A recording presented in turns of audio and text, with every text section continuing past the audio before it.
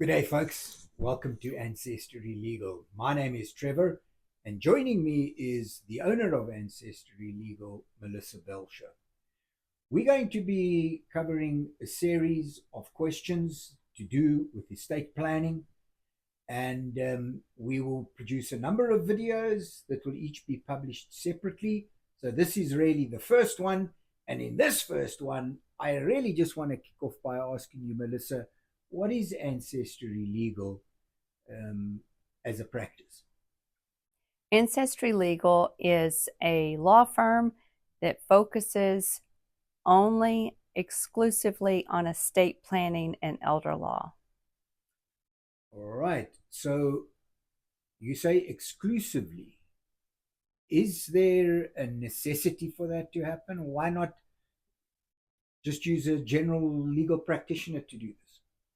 Well, it's not required that you go to a law firm that exclusively focuses on estate planning, but um, because I only practice estate planning, everything that I do, all of my education, training that I focus on is exclusively on estate planning. So I'll give you an example. There's a lot of law firms that, they'll do a little bit of criminal law, a little bit of civil litigation, some estate planning and probate. In some of the smaller communities, it's almost required because there's so few attorneys there that provide legal services, and by default they focus on many things. But to really understand and work with the team of people within your circle when you're looking at estate planning, I'll typically work with a CPA, your financial planner, whoever's managing, focusing on your tax strategies. My focus isn't tax, so I work with professionals where that is their focus and that's what their training is specialized on. It's just like if you went to a doctor, you might go to a dermatologist for any kind of your skin issues. You're going to see a cardiologist if it's related to your health, but you want all of your healthcare professionals to communicate with each other, when they're treating you as a human being, because we're not just a heart, we're not just skin, we have all these different components. So I specialize in protecting your assets and with an eye toward probate and to avoid litigation. That's what I really want to focus on. Sometimes you can't avoid it because, various reasons, but that's what I focus on. That's what Ancestry Legal is. Does that Okay. Yeah. So that tells me a little bit about what it does, but what is your purpose? I mean, why go and do this? That's a really good question. I used to focus in litigation, and then I wanted to get away from litigation, which is, typically fighting a lot. And I wanted to utilize my legal training that I have.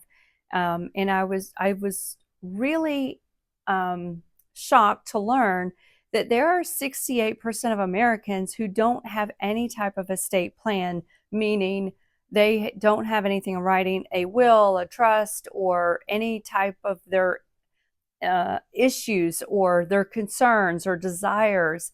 If someone is incapacitated, they can't make a decision, whether that's through illness or an accident. And our our baby boomers are getting older, and I learned that 6,000 baby boomers are passing away each day. That's a lot of people, and they need these services. There's a real need out there. So I wanted to um, be part of the solution. All right. Excellent. So what makes you qualified for this? Clearly, you would need to be an attorney to begin with. So tell us a little bit about your credentials and what makes you suitable as an attorney to approach to assist me in this regard. Well, yes, I am an attorney. I have my doctorate of jurisprudence. I graduated from Nashville School of Law here in Nashville in 2015. I have been practicing law since 2016. I got licensed in 2016. And I also have a Master of Business Administration from Franklin University out of Columbus, Ohio. And oddly enough, you don't have to be an attorney to write some of these documents that we do, but as far as giving legal consultation for people, you do have to be an attorney. All right. So congratulations on those credentials. I think that certainly establishes and sets you up very nicely. And I like the fact that there's business administration combined with the doctorate of jurisprudence. I think that makes for a compelling case. So, Melissa, what about your family personally? Do you have anything you want to share in that regard? Well, I mean, I've got lots of personal experiences that has motivated me to focus on estate planning. Personally, I am married. I have 2 children. I have 3 stepchildren and 5 grandchildren. All right, so that maybe is a reflection, and I don't want to steal a television title here, but this is basically what modern families today, certainly in the Western Hemisphere and here in the United States, look like.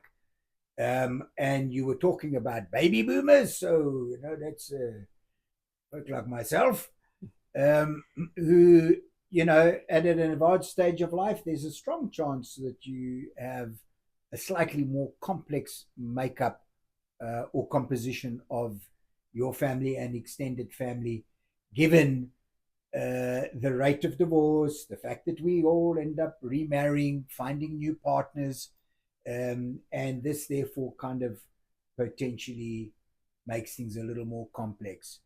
Does that apply, would you say, to estate planning? Does that make things a little more complex, and should you be more mindful of how you create or establish your estate plan? Oh, absolutely.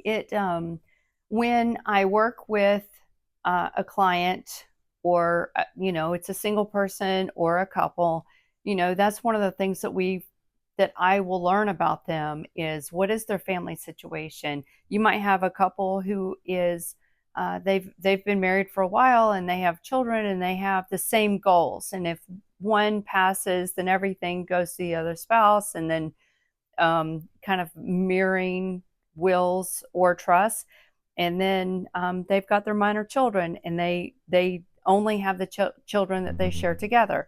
That's a little bit easier. But what if something happened to one of them, and everything goes to the spouse, and then that spouse gets married, and they don't have they don't have a will in place, and then something happens to them? What happens to those children? Sometimes if people have no plan, and through marriage, divorce, or death and remarriage, you can accidentally disinherit your child through no intention. Well, that would be accidentally disinheriting. And people don't realize that, but I know we've had personal experience in our own family where that has happened. And I counsel people on, we kind of go through the scenario, like, what if this happened? What if you die? And then da da da da da. And then what if, the second spouse dies first, and what happens? So we go through those scenarios, and then we plan to avoid it, or what if it did? All right, folks, so there you go. We deal with what is Ancestry Legal, who is Melissa Belcher, and to recap, a specialist law firm that really drills in and focuses on estate planning, a highly qualified attorney that also has financial acumen that comes with it by way of the MBA and the ability to network back into your investor network to help you build out your estate plan so that your will is taken care of and that the estate is not imposing its will on you. So I would strongly recommend, therefore, that if you sit in that 68% like myself, well, I guess there's catastrophic consequences if I don't get myself motivated and have this situation addressed rather rapidly. So if people are in the same position as me, Melissa, how would they be able to reach out to you so that you could assist them with their estate planning? Oh, you can send me an email, and that is melissa@ancestrylegal.com. And you can call my office at area code 615-622-5621. All right, excellent. And this video will also be getting posted in social media. So you may also use, therefore, the comments column and or replies so that you can get some communication open and established that way. But if you fall in that 68%, I strongly encourage you. Take action now. Click below and get hold of Melissa.